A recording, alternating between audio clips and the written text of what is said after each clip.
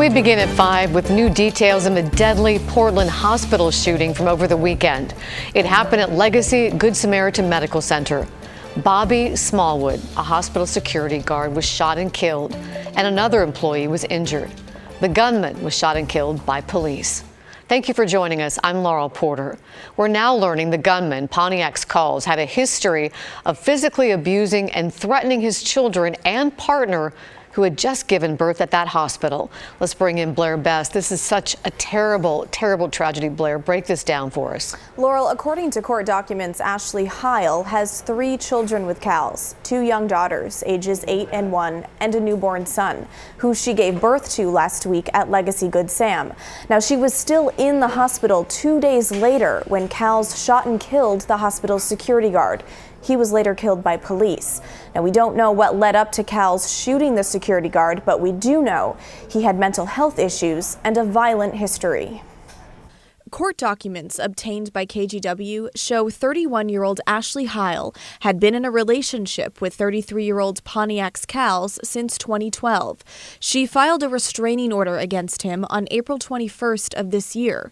In June, that order was dismissed after she failed to appear in court, meaning she did not have an active restraining order against Cal's when he opened fire in the Legacy maternity ward on Saturday.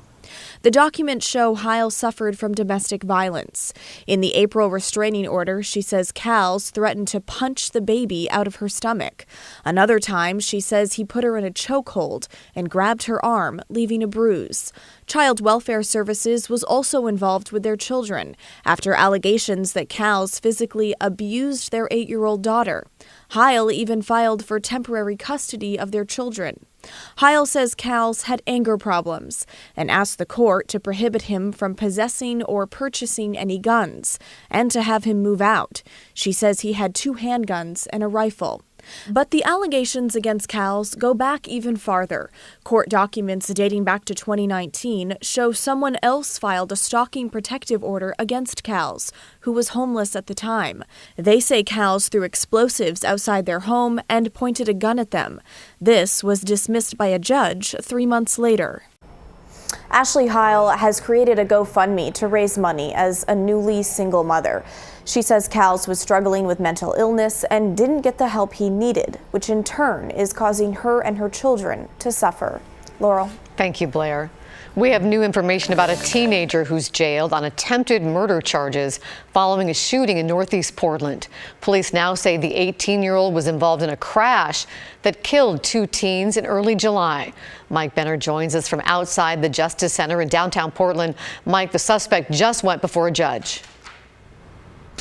Yeah, that's right, Laurel. The suspect's name is Julius Whitehurst, and he was answering to felony charges stemming from both the shooting and the deadly crash. I can tell you that the hearing was brief. It lasted approximately 5 minutes. Whitehurst pleaded not guilty to all of the charges. That includes charges connected to a crash on July 5th. We're talking about charges like failure to perform the duties of a driver and driving under the influence of intoxicants.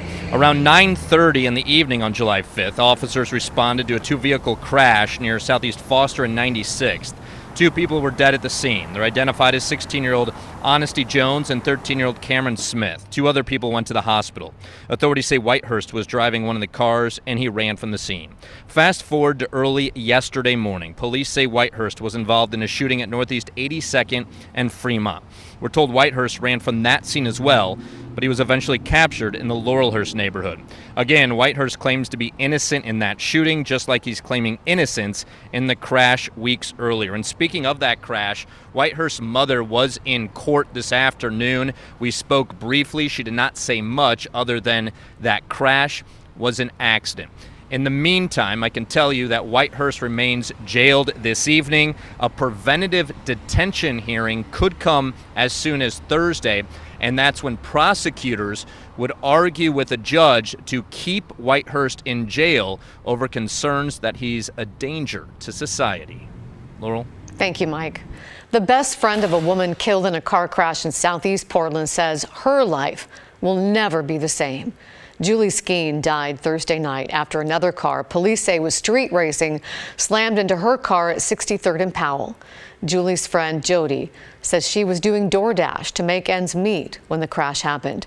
Jody says they've been friends for 40 years, and she wants people to know what a good person Julie was.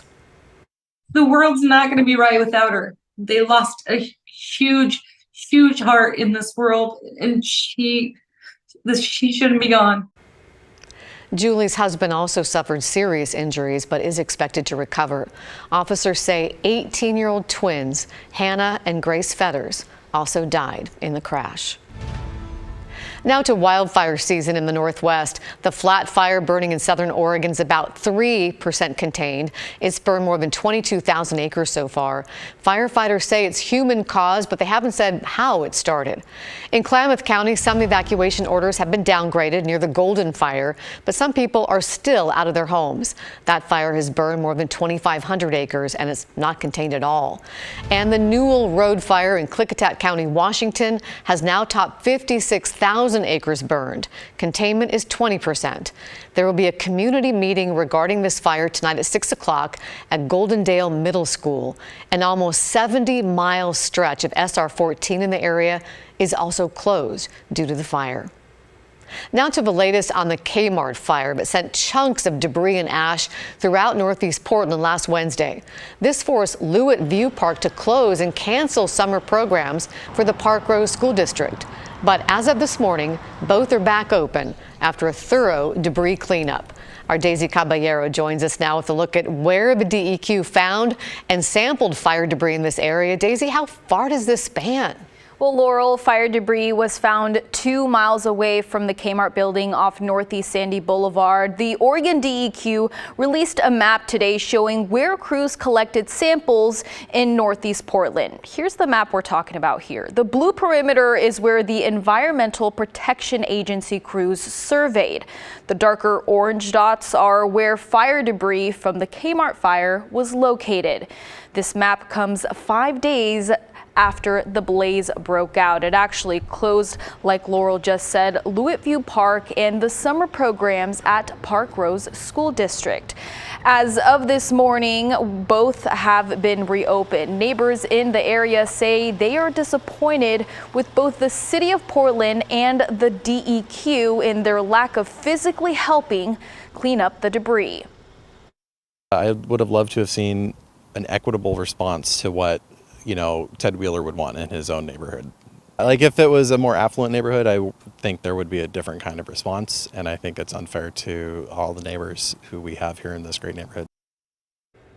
On Thursday, the Oregon Department of Environmental Quality confirmed debris found in Lewitt View Park tested positive for asbestos. But officials now say the additional testing from the EPA is showing less contamination than the initial results suggested. We have more on this at KGW.com. Laurel? Thank you, Daisy. We have new information today surrounding the man accused of murdering 4 University of Idaho students last fall. The killings happened at a home near the Moscow, Idaho campus. According to court documents, Brian Koberger and his legal team will argue he couldn't be the killer because they say he wasn't in Moscow at the time of the murders. His attorney says they plan to present evidence claiming he was at a different location. The trial is set to start this October. The state announced in June it plans to seek the death penalty.